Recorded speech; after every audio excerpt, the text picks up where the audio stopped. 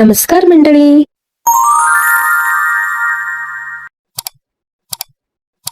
पहिल्यांदा जसं outdoor shoot करत असताना खूप ऑकवर्ड फील होत होतं आणि एक्साइटेड सुद्धा होती. घराकडून आम्ही ऑटो केली थेट कल्याणला. हवा इतकी चालू होती की फोनही नीट पकडायला जमत नव्हतं, पण तरीही मी सतत शूट करत होते.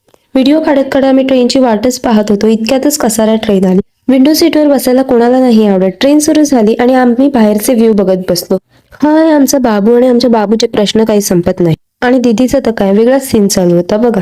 कसाऱ्याला उतरून आम्ही टॅक्सी केली. त्याचं फेअर होतं 50 rupees per person.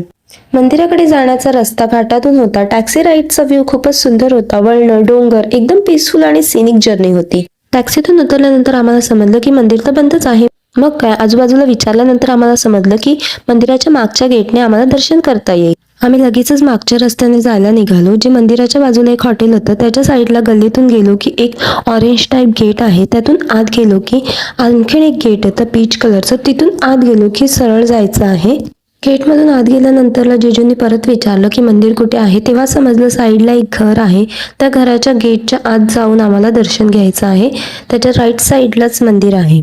Shoes sandal वगैरे आम्ही इकडेच काढून ठेवले बाहेरच. आणि मग आम्ही आत गेलो गेटमधून. काही स्टेपवरच मंदिर होतं. मग आम्ही सगळे वरती गेलो आणि छान दर्शन केलं. आमच्या व्यतिरिक्त फक्त 4च जण होती.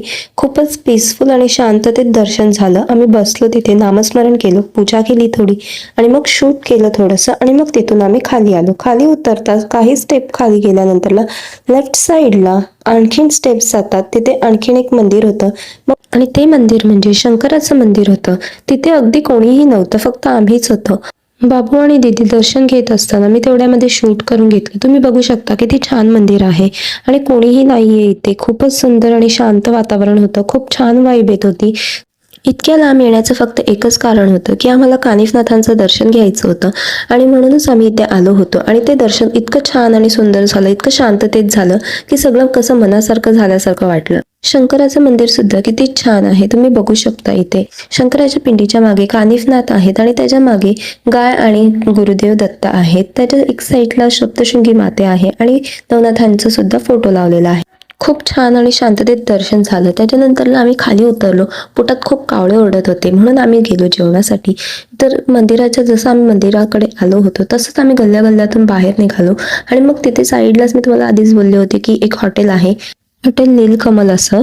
हॉटेल मोठं होतं आणि तिकडचं जेवण म्हणजे छान होतं. आणि 5:30 मध्ये कोणीही अगदी पोट भरून जेवू शकेल इतकं त्यांची क्वांटिटी होती. क्वांटिटी छान होती, टेस्टी छान होती. फक्त सर्व्हिस काही मला ठीक आवडली नाही, कारण की ते खूप विचारून सर्व्ह करत होते म्हणून.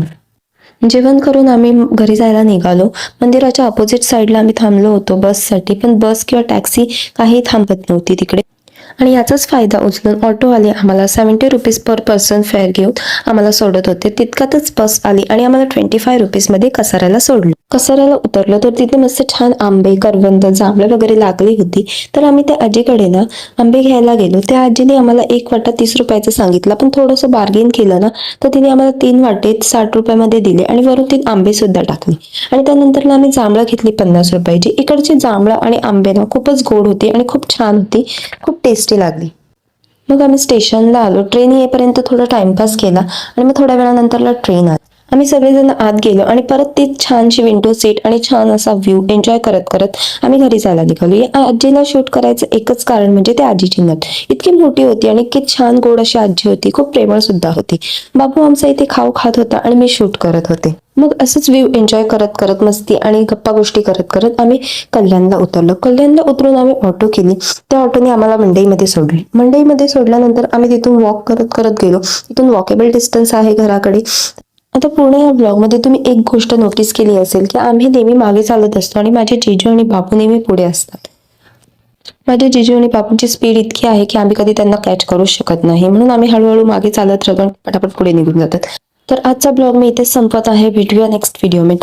तब तक के लिए बाय बाय.